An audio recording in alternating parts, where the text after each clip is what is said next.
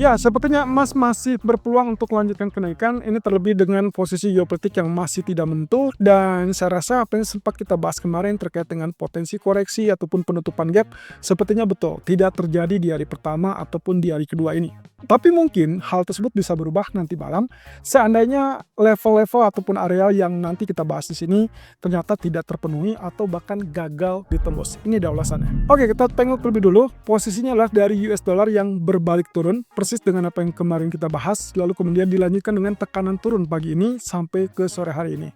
Jadi kalau lihat dari sini, posisinya tetap dalam jalur penurunan. Berarti indikasi tersebut kita artikan bahwa yang sebelumnya sempat tembus, lalu kemudian dia rebound, kemudian di sini dia tertahan, lalu kemudian dia rebound kembali, dan akhirnya tetap dalam tekanan turun. Nah, yang kita butuhkan berikutnya adalah penurunan di bawah level 98 kembali. Berarti mostly yang kita harapkan ke depannya, kita masih punya kesempatan untuk melihat dia turun lebih rendah sampai ke zona 97 ataupun bahkan 96. Tapi tunggu dulu, ada satu atau dua data ekonomi yang mungkin akan sangat menentukan, tapi rasanya bukan malam nanti, karena faktor data nanti malam relatif moderat. Yang saya tunggu adalah data ADP di hari Rabu ataupun bahkan non-farm payroll di hari Jumat. Jadi hati-hati, bisa saja terjadi rebound di zona support tersebut, menjadikan dia double bottom, atau mungkin saja secara zigzag dia lanjutkan penurunan secara moderat. Artinya agak sedikit pelan, belum terjadi penurunan signifikan sebelum data non-farm payroll. Nah, tapi dampak dari geopolitik sepertinya kalau saya artikan di sini, jelas safe haven tidak berpihak lagi kepada US dollar, dan kita sudah lihat bahwa kondisinya pun itu dipengaruhi oleh penurunan dari imbal hasil treasury. Jadi artinya di sini yang mungkin sedang terjadi saat ini adalah safe haven murni berpihak kepada emas, dan juga kondisinya adalah DXY atau indeks dolar kecenderungannya mungkin saat ini memiliki concern, yaitu kaitannya dengan lemahnya imbal hasil treasury. Oke, kalau begitu, kalau diperhatikan dari dampak yang signifikan, area yang sempat kita harapkan penurunan dari mata uang pound sterling ternyata gagal, dan ini berarti double bottom daripada yang sebelumnya kita anggap sebagai ascending broadening wedge. Nah, apakah ini berarti gagal? Oke, kalau kita recount atau hitung ulang, sebetulnya posisi dari ascending broadening wedge-nya tidak gagal atau belum confirm gagal.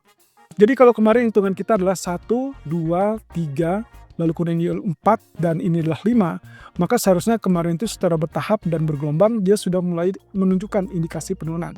Tapi yang terjadi justru sebaliknya, lalu kemudian dia terjadi rebound gara-gara double bottom dan naik lebih tinggi, confirm sampai saat ini harusnya mungkin sudah selesai ya. Tapi kita lihat, di sini yang saya maksud adalah kalau saya recount atau saya hitung ulang, berarti poinnya adalah di sini ketiga, kemudian inilah 4, dan akhirnya yang sedang terjadi saat ini adalah 5.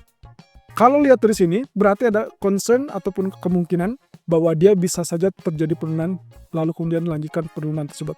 Nah, atau dia naik dulu sampai at least 1.3620 ataupun 3630, baru dia kembali melanjutkan penurunan. Dan asumsi saya adalah saat ini karena posisinya US dollar sedang mulai pelemahan, maka bisa dibilang pound sterling diuntungkan atau dapat keuntungan tersebut.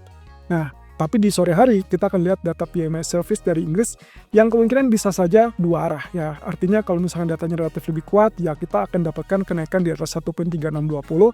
Tapi kalau misalkan datanya relatif lebih lemah, bisa saja terjadi penurunan mentok di atas ini, ataupun bahkan di area yang sekarang terjadi, baru kemudian dia lanjutkan penurunan tersebut. Tapi untuk saat ini kita asumsikan bahwa penguatan ataupun pelemahan dolar itu menjadi dampak yang signifikan, sehingga saat ini karena concernnya adalah melemahnya dolar, berarti asumsi saya adalah kita akan lihat ini sebagai sinyal untuk pullback ke atas kembali, 1.3620 sebagai target, tapi tidak diharapkan turun di bawah 1.3480. Kecuali kalau misalkan akibat data ekonomi Inggris nanti sore membuat data tersebut menekan pound sterling, maka hati-hati, begitu terjadi penurunan di bawah 1.3460, Anda boleh ubah strategi menjadi sell. Dan ini juga berlaku di malam hari kalau seandainya terjadi perubahan trend kembali kepada US dollar. Nah, di sisi lain terkait dengan crude oil, kalau kita perhatikan ternyata lagi-lagi teman-teman, arealnya terus-terusan tertahan di level 57, 56, kemudian bagian atasnya tertahan di level 58.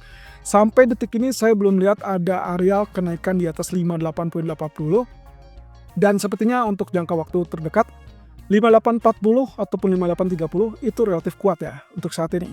Kalau kita artikan hal tersebut, maka saya melihatnya dampaknya begini teman-teman.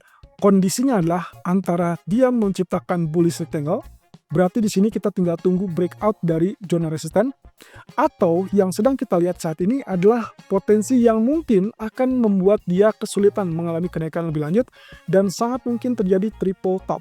Kalau ini terjadi, berarti penurunan berikutnya saat dia tembus ataupun menguji area 56.50, maka itu akan disertai dengan penembusan dan penurunan akan lebih lanjut ke level $55. Kalau seandainya ternyata kondisi geopolitik ini tidak terlalu mengkhawatirkan dengan catatan bahwa tidak ada terjadi gangguan pasokan, maka saya setuju bahwa ini harusnya kita kembali lakukan sell dengan target terdekat. Mungkin secara bertahap kita anggap dia akan turun ke level 5680 ataupun 5660. Kemudian nanti di tahapan keduanya barulah kita melihat concern untuk penembusan di bawah 55. Nah, tapi balik lagi, kalau ternyata ini kaitannya dengan gangguan pasokan atau katakanlah ketegangan geopolitik baru yang bisa dipicu dari aksi balasan negara-negara yang sentimennya negatif kepada Amerika, maka ini bisa saja terjadi kenaikan dan itu berarti tembus 58.80, Anda boleh pertahankan buy sampai level $60 dan kita anggap itu target bertahap.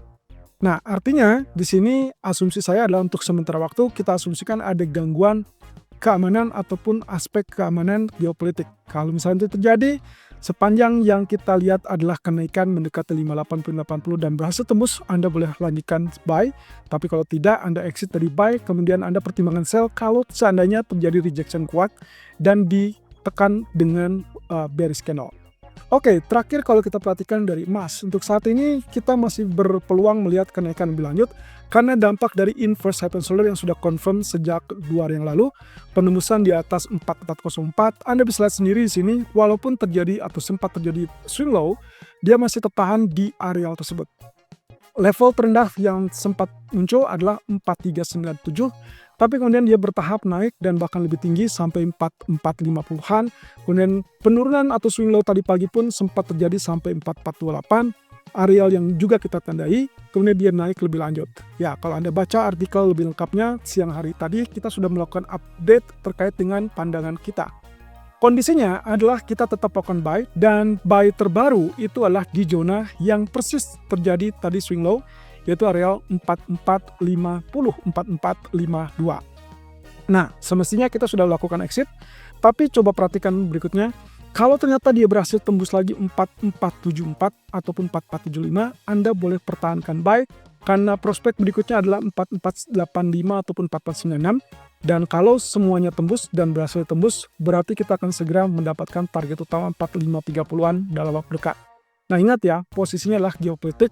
Selama dia masih tetap tidak menentu, tidak karuan, maka kemungkinan posisinya tetap naik. Sebaliknya, Anda mungkin akan mempertimbangkan sell atau bisa mempertimbangkan sell seandainya tidak terjadi kenaikan di atas 4470.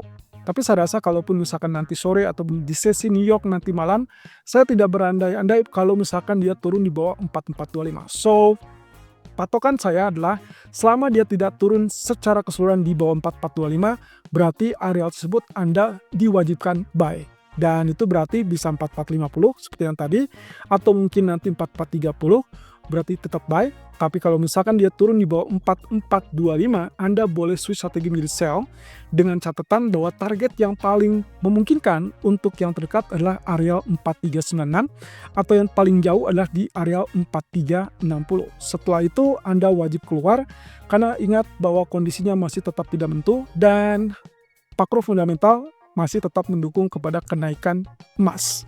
Dan akhirnya, kalau kita perhatikan dari grafik daily pun, ini menunjukkan indikasi dia sudah mulai keluar dari tekanan dan at least satu resisten lebih jauh itu adalah di area 4456 sudah berhasil diatasi.